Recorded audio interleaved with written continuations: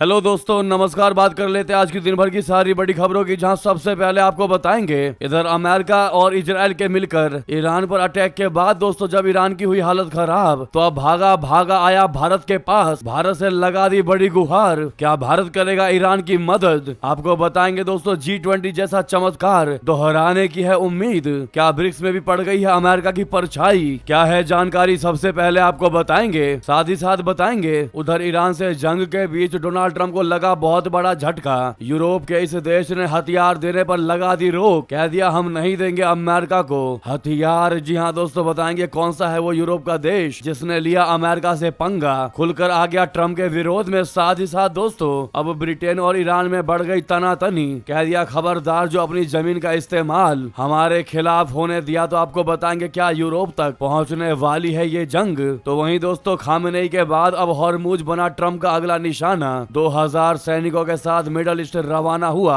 विशाल काय युद्धपोत। बड़ी ही इंटरेस्टिंग और बड़ी ही भयावह खबरें निकलकर सामने आ जा रही है दोस्तों। आज एक से एक बेहतरीन खबर आपको बताएंगे। डोमेस्टिक खबरों में बात करेंगे बंगाल चुनाव को लेकर, जहां बंगाल में जबरदस्त जोर लगा रही है भारतीय जनता पार्टी। अब प्रधानमंत्री नरेंद्र मोदी जी उठाने जा रहे हैं बड़ा कदम। बस आप वीडियो के लास्ट तक यानी अंत तक बने रहिएगा। और खबरों में आगे बढ़ने से पहले अपने देश भारत के संप्रभुता, अखंडता और भारत की कूटनीति का दिल से समर्थन करते हैं तो वीडियो को लाइक करके, चैनल को सब्सक्राइब करके, बेल आइकन दबा के कमेंट में जय हिंद अवश्य कहिएगा। बात करते हैं पहली सबसे बेहतरीन खबर की, जहां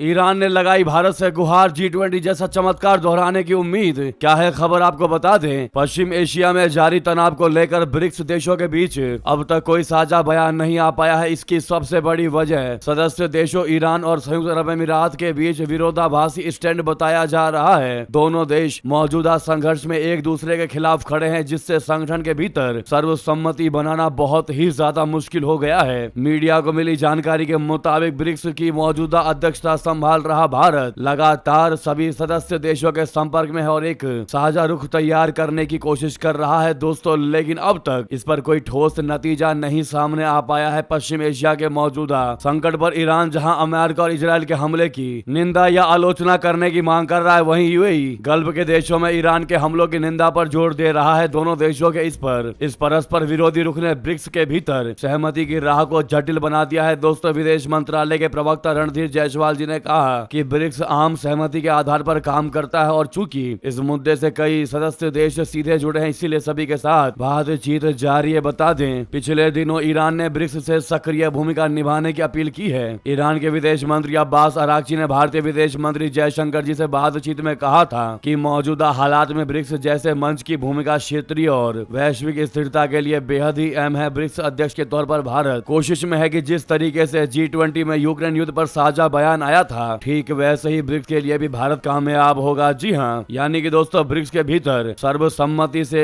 अगर बात नहीं बन पा रही है, सर्वसम्मति नहीं बन पा रही, तो इसकी सबसे बड़ी वजह ईरान और संयुक्त अरब अमीरात का टकराव है दोस्तों। जहां एक तरफ ईरान बार बार ये मांग कर रहा है कि साझा बयान में अमेरिका और इजराइल के हमलों की कड़ी से कड़ी निंदा की जाए, वो लगातार भारत से मांग कर रहा है कि भारत हमारी मदद करे। वहीं दूसरी तरफ यूएई इस बात पर अड़ा हुआ है कि खाड़ी देशों पर ईरान द्वारा किए गए हमलों की निंदा होनी चाहिए, यानी यूएई चाहता है कि ईरान की निंदा हो, ईरान चाहता है कि यूएई की निंदा हो। अब ऐसे में अपना भारत दोस्तों काफी ज्यादा मझधार में फंसता हुआ नजर आ रहा है। क्या लगता है दोस्तों आपको, भारत को किसकी मदद करनी चाहिए, यूएई की या फिर ईरान की, या फिर भारत को तटस्थ न्यूट्रल रहना चाहिए, क्योंकि भारत का कारोबार इन दोनों देशों से बड़े स्तर पर होता है। दोस्तों क्या है आपकी राय, एक भारतीय होने के नाते जरूर कमेंट करके बताइएगा और अपने भारत देश को बेहतर बनाइएगा दोस्तों, अवश्य कमेंट कीजिएगा। साथ ही साथ अब बात करते हैं अगली बेहतरीन खबर की, जहाँ ईरान से जंग के बीच डोनाल्ड ट्रंप को दे दिया स्विट्जरलैंड ने बहुत बड़ा झटका। डोनाल्ड ट्रंप को हथियार देने से कर दिया मना दोस्तों। मिडल ईस्ट में जारी जंग के बीच स्विट्जरलैंड ने अमेरिका को हथियारों के निर्यात पर रोक लगा दी है। स्विट्जरलैंड ने राजनीतिक मतभेद में निष्पक्ष रहने का हवाला देते हुए कहा है कि वे हथियार निर्यात को तब तक मंजूरी नहीं देंगे जब तक पश्चिम एशिया में जंग जारी है। इस कार्रवाई से अमेरिका को हथियारों की आपूर्ति प्रभावित हो सकती है दोस्तों। स्विट्जरलैंड ने पहले भी अपनी तटस्थता के कारण ईरान इराक युद्ध के दौरान अमेरिका को हथियारों के निर्यात पर प्रतिबंध लगा दिया था, देना तो दूर प्रतिबंध लगा दिया था। स्विट्जरलैंड सरकार ने अब एक बयान में कह दिया है कि ईरान के साथ जंग में शामिल देशों को जंग के दौरान हथियार का निर्यात बिल्कुल भी नहीं किया जा सकता, यानी लाइसेंस जारी नहीं किया जा सकता। अमेरिका को भी फिलहाल युद्ध में इस्तेमाल किए जाने वाले हथियार के निर्यात को मंजूरी नहीं दी जा सकती है। साल 2003 में अमेरिका के नेतृत्व में इराक पर हुए हमले के बाद स्विट्जरलैंड ने स्विस हवाई क्षेत्र से होकर गुजरने वाली उड़ानों और युद्ध में शामिल देशों को हथियारों के निर्यात पर प्रतिबंध लगा दिया था। बाद में उसने इन प्रतिबंधों को हटा लिया। तो वहीं दोस्तों पश्चिम एशिया में जारी ये युद्ध के बीच अब कूटनीतिक मोर्चे पर भी तनाव तेजी से बढ़ता दिखाई दे रहा है। सही सुना आपने दोस्तों, युद्धग्रस्त देश ईरान ने अब ब्रिटेन को कड़ी चेतावनी देते हुए साफ साफ कह दिया है कि यदि वो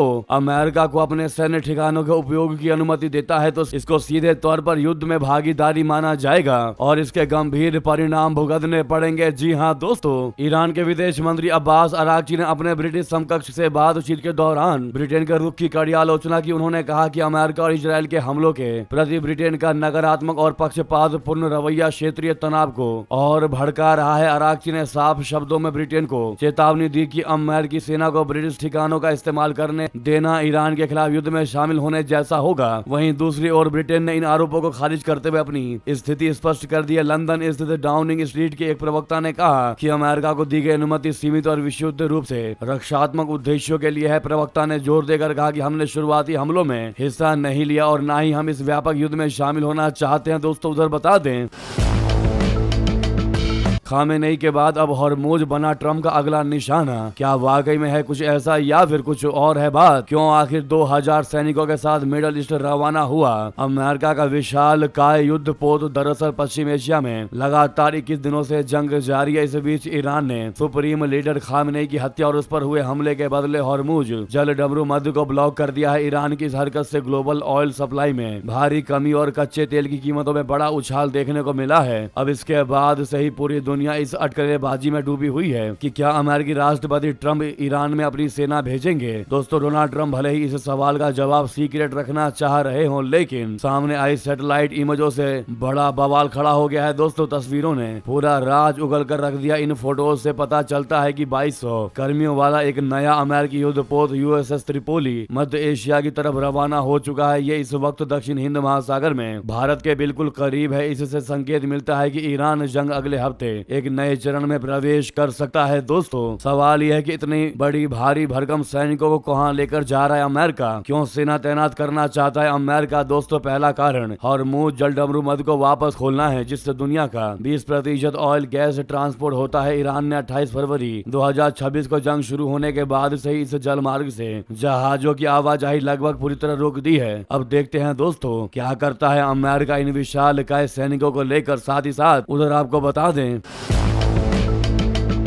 डोनाल्ड ट्रंप के इन हरकतों को देखते हुए दोस्तों अब ईरान ने अमेरिका को याद दिला दिया वियतनाम का जख्म। ट्रंप के जीत के दावों पर कस दिया तंज। दोस्तों जैसा कि आप सभी को पता है, अमेरिकी राष्ट्रपति डोनाल्ड ट्रंप द्वारा युद्ध के शुरुआती दिनों में लगातार ये दावा किया जा रहा था कि वो युद्ध को जीत चुके हैं। अमेरिका युद्ध को जीत चुका है, बस कुछ समय की बात है। ट्रंप के इन दावों पर दोस्तों अब ईरान की तरफ से तंज कस दिया गया है। अमेरिकियों को वियतनाम युद्ध की याद दिलाते हुए ईरानी विदेश मंत्री ने कहा कि लोगों को अभी भी वो युद्ध याद है जब वहां वियतनाम में हजारों लोग मारे जा रहे थे और नतीजा लगभग साफ हो चुका था। फिर भी व्हाइट हाउस जनता को जीत का झूठा दिलासा देता था। आज भी वही हालात हो रहे हैं। ईरान के विदेश मंत्री अब्बास अरागची ने सोशल मीडिया साइट एक्स पर ट्रंप द्वारा किए जा रहे जीत के दावों पर परोक्ष रूप से हमला बोला। उन्होंने कहा कि अमेरिकी आज भी उस बात को नहीं भूले हैं जब वियतनाम की जंग में सैकड़ों अमेरिकी सैनिक मारे जा रहे थे। युद्ध का नतीजा लगभग साफ हो चुका था कि अमेरिका हार चुका है, लेकिन इसके बाद भी जनरल विलियम वेस्टमोरलैंड को देश वापस आकर भरोसा दिलाने के लिए कहा गया कि अमेरिका जीत रहा है, लेकिन इसकी हकीकत सभी को पता थी। अमेरिकी मीडिया भी उस युद्ध को नहीं भूला है। तभी मोर्चे से आने वाली ब्रीफिंग्स को 5 o'clock फॉलिस के नाम से भी बदनाम किया गया था, यानी बड़ी धमकी दे दी है दोस्तों अमेरिका को ईरान ने। आपको बता दें इतना ही नहीं, धमकी के साथ साथ अब ईरान ने जीत का कर दिया बड़ा दावा। ईरान के सुप्रीम लीडर मौजतबा खामेनेई ने नवरोज पर ईरान की जनता को शुभकामना संदेश देते हुए बहुत बड़ा दावा कर दिया। उनके मुताबिक ईरान ने अमेरिका और इजराइल पर जीत हासिल कर ली है। जी हाँ दोस्तों, आखिर ऐसा कैसे संभव हो सकता है? अभी तो युद्ध खत्म भी नहीं हुआ है आप कहेंगे, तो फिर अमेरिका और इजराइल पर जीत कैसे हासिल कर लिया ईरान ने? तो आपको बता दें दोस्तों कि मौजतबा खामेनेई के मुताबिक देश के अंदर अलग अलग विचारों के बावजूद लोगों की एकता से दुश्मन कमजोर पड़ रहा है। अमेरिका और इजराइल को लगा था कि बड़े नेताओं को मारकर हम सरकार को गिरा देंगे, लेकिन ऐसा नहीं हुआ। खामेनेई ने यह भी आरोप लगाया कि तुर्की और ओमान में हमले जायनिस्ट ताकतों यानी इजराइल की बहुत बड़ी साजिश है। इसका मकसद क्षेत्र में फूट डालना है। उन्होंने कहा कि पड़ोसी देशों के साथ ईरान के धार्मिक और रणनीतिक हित समान है और सभी को मिलकर बड़ी ताकतों यानी अमेरिका आदि का मुकाबला करना चाहिए। दोस्तों उधर बता दें, उधर इजराइल में ईरान का हुआ जासूस गिरफ्तार। यूनाइटेड नेशन महासचिव ने की युद्ध रोकने की अपील, तो उधर रशिया ने इजरायली राजदूत को कर दिया तलब। दोस्तों आपको बता दें, मिडल ईस्ट में छिड़ी जंग के बीच संयुक्त राष्ट्र संघ के महासचिव एंटोनियो गुटेरस ने चेतावनी देते हुए कह दिया कि इजराइल और ईरान के बीच बढ़ता तनाव एक आग बन सकता है, ऐसी आग जिसे कोई भी कंट्रोल नहीं कर पाएगा। उन्होंने इजराइल और ईरान से युद्ध को रोकने और शांति की ओर बढ़ने की अपील की है। इसी बीच एक अहम जानकारी भी सामने आई। इजराइल ने एक रिजर्व सैनिक पर ईरान के लिए जासूसी करने का गंभीर आरोप लगा दिया, उसको गिरफ्तार कर लिया गया। अक्सर सुना जाता रहा है कि ईरान में इजराइल के जासूस बड़ी तादाद में मौजूद हैं, लेकिन इजराइल में ईरान का जासूस मौजूद है वही आयरन डोम से जुड़ी जानकारी लीक कर रहा है। इजराइल की तरफ से आरोप लगाया गया है कि आयरन डोम प्रणाली में तैनात एक रिजर्व सैनिक ईरान के लिए जासूसी कर रहा था। उसे टेलीग्राम पर भर्ती किया गया था। उसने ही बेजो के ग्रिड कोऑर्डिनेट्स और पदाधिकारियों के नाम ईरान को भेजे थे। हालांकि इजराइल ने उस रिजर्व सैनिक को अब गिरफ्तार कर लिया है और यह गिरफ्तारी operation row or of the line के एक दिन बाद हुई है। दोस्तों उसने अपराधों को अब कबूल कर लिया है। अभियोजन पक्ष ने उसके गिरफ्तारी के मुकदमे के अंत तक बढ़ाने की मांग की है। इसके अलावा ईरान के लिए जासूसी करने वाले अन्य इजरायली जासूसों की गिरफ्तारी भी हुई है। दोस्तों उधर रशिया ने लेबनान में अपने चैनल के पत्रकारों को निशाना बनाए जाने के मामले में इजराइल के राजदूत को तलब किया है। रशिया का आरोप है कि इजराइल ने जानबूझकर ये हमला किया है, ये इंटरनेशनल कानून का उल्लंघन है। उधर पूरे मामले पर इजराइल की सेना ने कह दिया है कि उन्होंने लेबनान में हिजबुल्लाह के ठिकानों को निशाना बनाया था। ईरान के बसीज संगठन के सीक्रेट ऑफिसर और कमांडर के डिप्टी इस्माइल अहमदी की हत्या कर दी थी। दोस्तों साथ ही साथ आपको बता दें, ईरान के हाथ में एक और बहुत बड़ी चीज है दोस्तों जो दुनिया में तहलका मचा सकता है, और वो है इंटरनेट। जी हाँ, क्या ईरान बंद कर देगा दुनिया का इंटरनेट? भारत भी होगा क्या प्रभावित? आपको बता दें, बहुत बड़ी एक्सक्लूसिव जानकारी दोस्तों। आखिर किस हद तक जा सकता है ईरान? आपको बता दें, पश्चिम एशिया की धधकती आग अब केवल जमीन और आसमान तक ही सीमित नहीं रही, बल्कि गहरे समंदर के भीतर छिपे उस जाल तक पहुंच गई है जिस पर पूरी दुनिया का अस्तित्व टिका हुआ है। इजराइल ईरान संघर्ष और लाल सागर में बढ़ते तनाव ने एक ऐसी नई और खौफनाक आशंका को जन्म दे दिया है जो पूरी दुनिया को ऑफलाइन कर सकती है। जी हाँ दोस्तों, ऊर्जा संकट और पेट्रोल डीजल की बढ़ती कीमतों के बीच अब वैश्विक विशेषज्ञों की नींद इस बात पर उड़ी है कि क्या ईरान और उसके सहयोगी संगठन दुनिया के इंटरनेट कनेक्शन को काट सकते हैं। दोस्तों आपको बता दें, आज हम जो वीडियो कॉल करते हैं, जिस ईमेल को भेजते हैं या एआई और बैंकिंग सेवाओं का उपयोग करते हैं, उसका 95% से अधिक डेटा उपग्रहों से नहीं बल्कि समंदर के सीने में बिछी हजारों किलोमीटर लंबी फाइबर ऑप्टिक केबल के जरिए गुजरता है। लाल सागर और हॉर्मुज जलडमरू मध्य दुनिया के वे सबसे संवेदनशील नर्व सेंटर है जहां से महाद्वीपों को जोड़ने वाली ये डिजिटल नसें गुजरती हैं। दोस्तों लाल सागर में लगभग 17 ऐसी प्रमुख सबसी केबल्स है जो यूरोप, अफ्रीका और एशिया के बीच सेतु का काम करती हैं। तो वहीं हॉर्मुज के रास्ते से AAE फर्स्ट, फाल्कन और टाटा टीजियन गल्फ जैसी महत्वपूर्ण प्रणालियां गुजरती हैं जो विशेष रूप से भारत और खाड़ी देशों के डेटा ट्रैफिक के लिए रीढ़ की हड्डी के समान है। जी हाँ, साथ ही साथ आपको बता दें,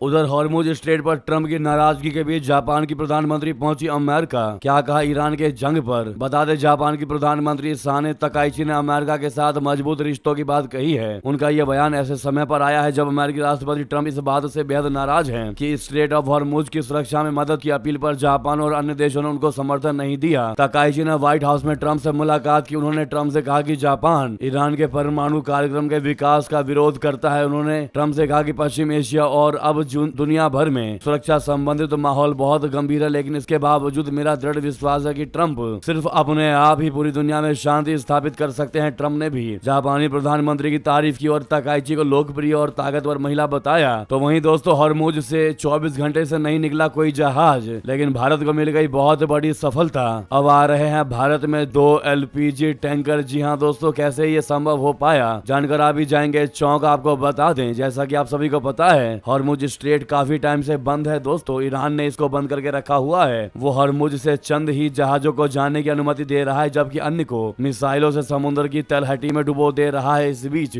शुक्रवार को पिछले 24 घंटे से ईरान ने हॉर्मुज से किसी भी देश के जहाज को निकलने नहीं दिया है, लेकिन इसके बावजूद भी भारत को बहुत बड़ी सफलता हाथ लगी है। तो भारतीय LPG टैंकरों को इस स्ट्रेट को पार करने की अनुमति मिल गई है दोस्तों। न्यूज एजेंसी रॉयटर्स ने शिपिंग डेटा और सूत्रों के हवाले से जानकारी दी है। बताया है कि यात्राओं में आए ठहराव के बाद भारतीय झंडे वाले लिक्विफाइड पेट्रोलियम गैस बोले तो LPG के 2 टैंकर आने वाले दिनों में हॉर्मुज से गुजरने की तैयारी कर रहे हैं। जानकारी यह है कि पिछले 24 घंटों में अब तक इस जलमार्ग से कोई भी कच्चा तेल टैंकर नहीं गुजरा है। अकेला भारत के ही ये 2 सबसे बड़े जहाज रहने वाले हैं, जो अन्य के लिए रास्ता बंद होने के बावजूद भी इसी रास्ते से गुजरेगा। जी हाँ दोस्तों, मेरा भारत महान तो आप लोग कमेंट बॉक्स में जरूर कह दीजिएगा। तो वहीं आपको बता दें,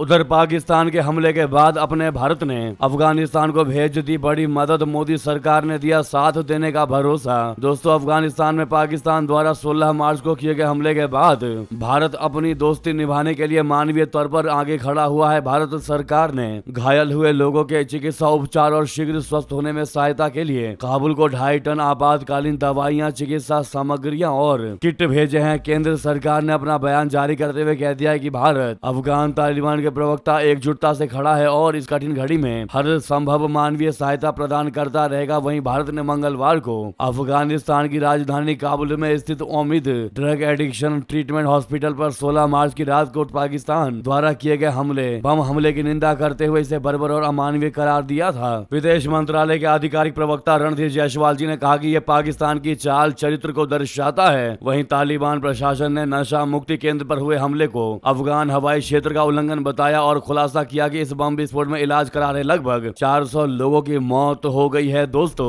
आपको बता दें, जिस अस्पताल पर यह हमला किया गया था कभी वो अमेरिकी सैन्य अड्डा हुआ करता था। जी हाँ दोस्तों, साथ ही साथ आपको बता दें, भारत चीन की लिपुलेख मेगा डील से नेपाल के कलेजे में क्यों लगी आग, मांगने लगा अपना हिस्सा। जी हाँ, हिमालय की ऊंचाइयों पर भारत और चीन के बीच जमी बर्फ अब पिघलने लगी है, लेकिन इस गर्माहट ने नेपाल के कलेजे में आग लगा दी है। दोस्तों करीब 6 साल के लंबे इंतजार के बाद जून 2026 उत्तराखंड के लिपुलेख दर्रे के जरिए भारत और चीन के बीच बॉर्डर ट्रेड फिर से शुरू होने जा रहा है। ये फैसला 2020 के लद्दाख तनाव और बॉर्डर विवाद के बाद दोनों देशों के रिश्तों में आए बड़े सुधार के तौर पर देखा जा रहा है, लेकिन नेपाल को इस पर सख्त ऐतराज है। वो तुरंत अपना हिस्सा मांगने लगा है। लिपुलेख पास सिर्फ एक पहाड़ी का रास्ता नहीं है, बल्कि ये भारत, चीन और नेपाल के बीच का एक रणनीतिक ट्राई जंक्शन है। समुद्र तल से 17,500 फीट की ऊंचाई पर स्थित ये दर्रा सदियों से व्यापार और कैलाश मानसरोवर यात्रा का मुख्य मार्ग रहा है।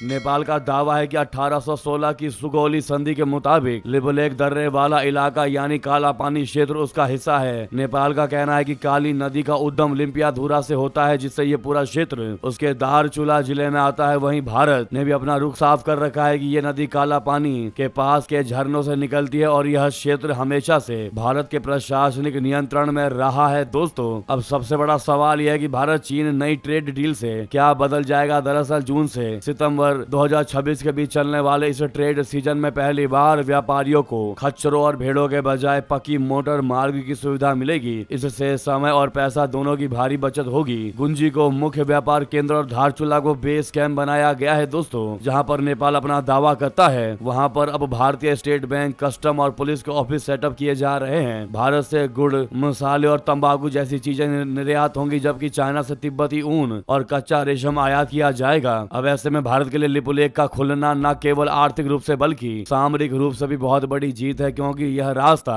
एलएसी तक बेहतर पहुंच का विकल्प खुल गया है। हालांकि नेपाल के साथ नक्शा विवाद और सीमा विवाद अभी भी एक अनसुलझी पहेली बनी हुई है। साथ ही साथ अगली खबर की बात करते हैं, जहां फज्र की अजान में इस प्रधानमंत्री को देख भड़क उठे मुसलमान, मस्जिद से जबरन कर दिया बाहर। जी हाँ दोस्तों, इससे बड़ी घनघोर बेइज्जती और किसी की नहीं हो सकती दोस्तों, किसी प्रधानमंत्री की नहीं हो सकती। आपको बता दें, ऑस्ट्रेलिया के प्रधानमंत्री एंथनी अल्बनीज को शुक्रवार को ईद उल फितर की नमाज में शामिल होने के लिए मस्जिद जाना थोड़ा महंगा पड़ गया। देश की सबसे बड़ी मस्जिद में लोगों के बीच पहुंचे अल्बनीज के खिलाफ प्रदर्शनकारियों ने अंदर ही प्रदर्शन करना शुरू कर दिया और उनकी हूटिंग करते हुए गेट आउट के नारे लगाए।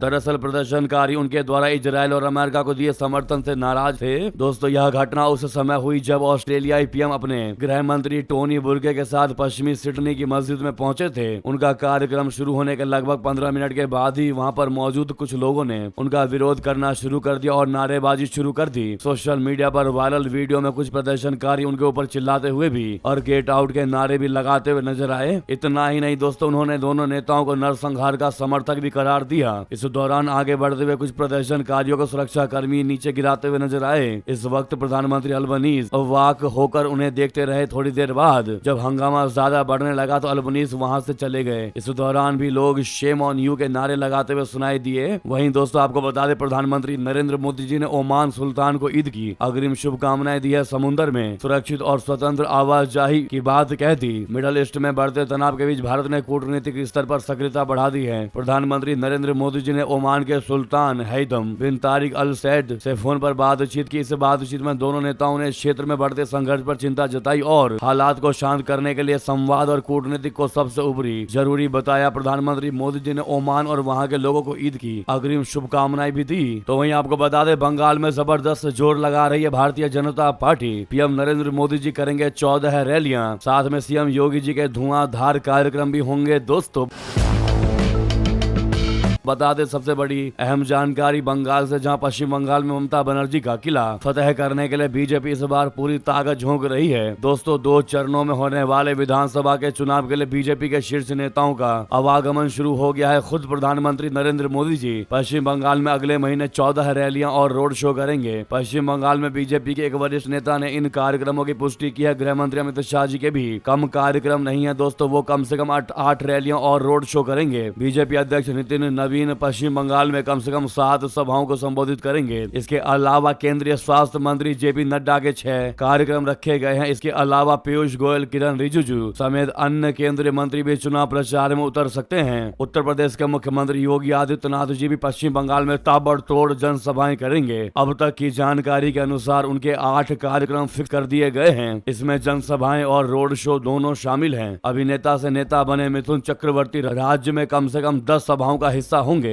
इसके अलावा कई रोड शो और पब्लिक मीटिंग भी करेंगे। तो उधर आपको बता दें, योगी आदित्यनाथ जी ने भी दी ईद की मुबारकबाद। कहा यह पर्व भाईचारे का है, अमन चैन और सौहार्द का देता है संदेश। जी हां दोस्तों, उत्तर प्रदेश के मुख्यमंत्री योगी आदित्यनाथ जी ने ईद उल फितर के अवसर पर प्रदेश वासियों को हार्दिक बधाई और शुभकामनाएं दी है। उन्होंने कहा कि यह पर्व खुशियों, मेल मिलाप और भाईचारे का संदेश देने वाला महत्वपूर्ण त्योहार है। मुख्यमंत्री योगी जी ने अपने संदेश में कह दिया कि ईद उल फितर का त्योहार समाज में एकता और सौहार्द को मजबूती देता है। ये पर्व लोगों के बीच प्रेम, सद्भाव और आपसी विश्वास को बढ़ाने का अवसर प्रदान करता है। लगे हाथ तो दोस्तों, आप लोग वीडियो को लाइक करके, चैनल को सब्सक्राइब करके, बेल आइकन दबा के कमेंट में जय हिंद अवश्य कह दीजिएगा। मिलता अगली बड़ी खबर में। यहाँ तक बने रहने के लिए आप सभी का बहुत बहुत धन्यवाद, बहुत बहुत आभार। जय हिंद, जय भारत, जय श्री राम।